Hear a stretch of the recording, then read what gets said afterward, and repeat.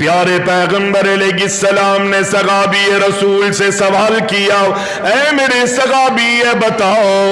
یہ بتاؤ میرے سوال کا جواب دو کہ رب العالمین کی ذات اتنی اعلیٰ ہے، اتنی بلند و بالا ہے،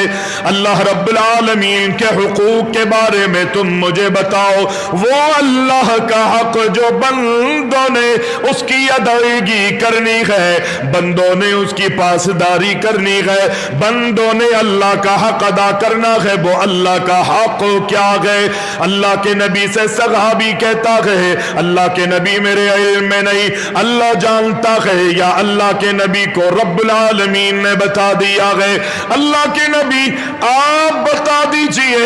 آپ ہی وضاحت کر دیجئے۔ اللہ کے نبی کائنات کے امام فرماتے ہیں جو بندوں نے اللہ کا حق ادا کرنا ہے وہ یہ ہے کہ بندے اللہ کی عبادت کرے، اللہ کے ماں سوا کسی اور کی پوجا پرستش نہیں کرے۔ اللہ اکبر، اللہ کے نبی نے اللہ کے حق کے بارے میں بتا دیا۔ پھر دوسرا سوال اپنے اللہ اکبر صحابہ میں سے ایک صحابی سے کیا، دیگر صحابہ سے بھی یہی سوال ہے، اللہ اکبر یہ بتاؤ یہ تو رب العالمین کا حق تھا جو بندوں نے ادا کرنا ہے، اب وہ حق بتاؤ جو بندوں کا ہے رب العالمین نے حق ادا کرنا ہے۔ صحابی کہتے ہیں اللہ کے رسول آپ ہی بتا دیجئے۔ اللہ کے نبی فرماتے گئے بندوں کا یہ حق ہے جو رب العالمین اپنے بندوں کا حق ادا کرنے پر اللہ اکبر رب پر بھی یہ بات لازم آ جاتی ہے کہ وہ اپنے بندوں کا حق ادا کرے،